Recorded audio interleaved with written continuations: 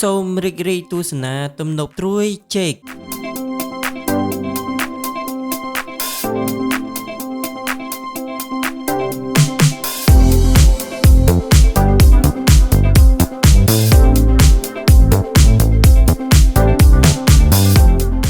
សម្រាប់ទីតាំងដែលកំពុងនឹងចេញដំណើរនេះគឺនៅក្នុងភូមិវាលក្រៀលឃុំត្រៀនស្រុកកំពង់សៀមនិងខេត្តកំពង់ចាមការចេញដំណើរនេះគឺយើងសំដៅទៅចុងម្ខាងនៃទំនប់ត្រួយចេកស្ថិតនៅក្នុងភូមិលពាកឃុំស្រកស្រុកកំពង់សៀមនិងខេត្តកំពង់ចាម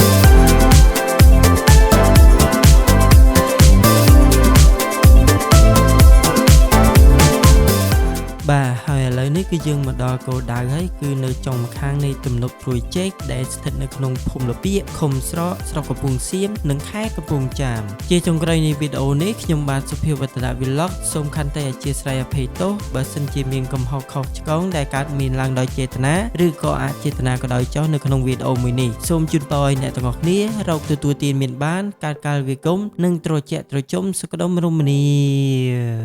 សូមអរគុណនិងសូមគោរពលា